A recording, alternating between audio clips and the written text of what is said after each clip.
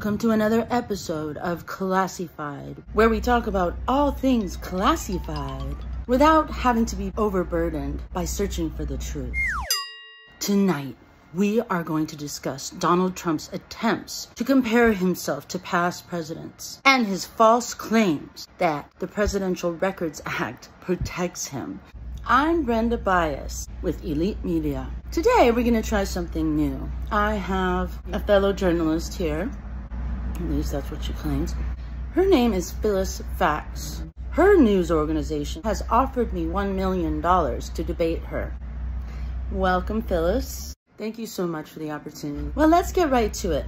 Now, as you know, President Donald Trump has been trying to appeal to his followers and falsely claim that his situation is the same as former presidents Bill Clinton, Barack Obama, and Joe Biden.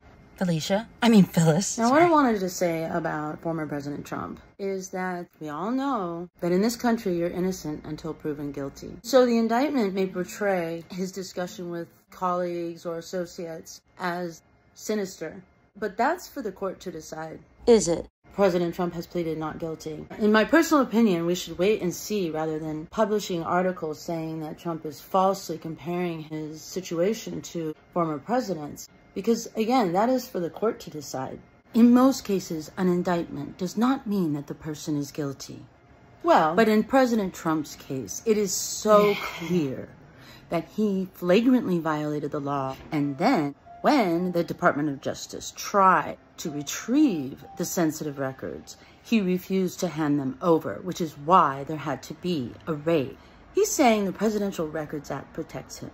There are personal records that are taken from the White House by soon-to-be ex-presidents, and there are governmental records that are supposed to be immediately turned over to the National Archives and Records Administration. As for the Presidential Records Act, there are 3 exceptions to being required to turn everything over to the National Archives upon leaving the White House. 1, executive privilege, which is when he is in consultation with his advisors. 2, the constitutional privilege against disclosure. And 3, if he would like to take a copy with him of something, all he has to do is designate it as a copy. Thank you, Phyllis. We are aware of those exceptions. We're also aware that the president has broad declassification powers. Article 2 of the Constitution vests the powers of the commander-in-chief in the president, and in this regard, he is able to declassify anything while he is in office. But President Trump was caught on tape telling people that he had a document and showing it to them and saying that maybe he shouldn't show it to them. Well, why did Joe Biden have classified documents in his home and in his garage? President Obama and President Biden and former President Clinton have been completely transparent about their presidential records. That's the difference. Well, he didn't reveal it. His lawyers didn't reveal it until after the midterms, until January. There were senators who told Manu Raju, the chief congressional correspondent for CNN, that they were really baffled by how President Biden, when he was a senator, could have taken documents from a SCIF.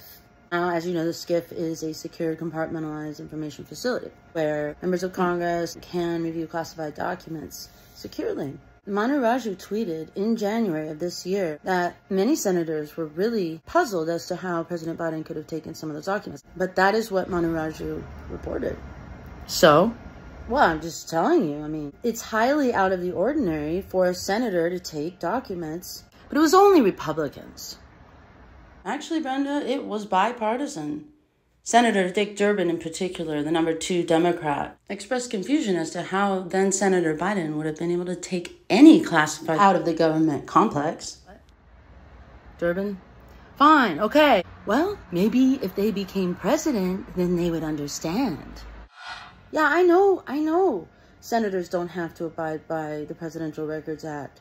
And I know they don't have an equivalent. But Brenda, did you know that the Senate is exempt from the Freedom of Information Act? And that senators own all their papers, even the ones memorializing official duties? I don't know, Phyllis, that doesn't sound right. No, trust me, it is. I gave it to your staff to put up on the screen. But classified is classified. You see, we have the Presidential Records Act as far as preservation, and then we have classified, which is kind of a different matter. The indictment is really mostly about classified documents, but it's also about the Presidential Records Act because documents Trump allegedly took could be incriminating to him. Now, is there a double standard? Absolutely.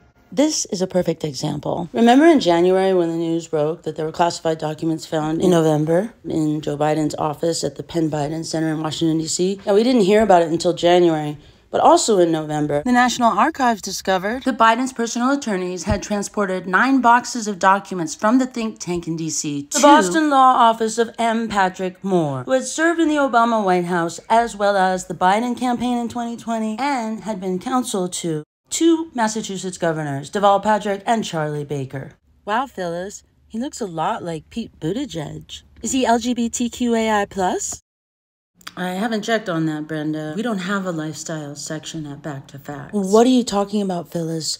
This community is under siege. And this is probably the most important issue we face as a nation. Well, why don't you do a story on it, Brenda? I think I just might, Phyllis. Well, Brenda, I actually think it's more worrisome that government appears to be a revolving door with think tanks. Antony Blinken worked at the Penn Biden Center before being appointed Secretary of State. This is one of the projects he worked on. But the UPenn webpage states that the center is wholly independent of the Biden administration. And for these 2 Republican senators, the transport of 9 boxes from the Penn Biden Center to a private attorney's office who had been heavily involved in the Obama administration warrants further looking into. The senators sent a letter to the National Archives in February asking for more information. In that letter, they stated that the National Archives appears to have been taking orders from the Justice Department in concealing this fact. Senators also asked if any of the email aliases used by President Biden had been found in those documents, whereupon the acting director of the National Archives stated that they had not examined the information. The acting director gave the same information when asked how much of those boxes were classified. 3 months after the discovery of these 9 boxes, the National Archives had not even gone through them. Yet they sent a referral to the Justice Department about Donald Trump and some boxes that he had taken to Mar-a-Lago. Now, Phyllis, you know there's a lot more evidence about Trump, okay? Then let it come out in court, Brenda. Stay tuned for our next installment and make sure to subscribe so you don't miss the latest. And don't forget to check out the merchandise by our sponsor, Back to Facts. Link in the bio or description box. See you soon.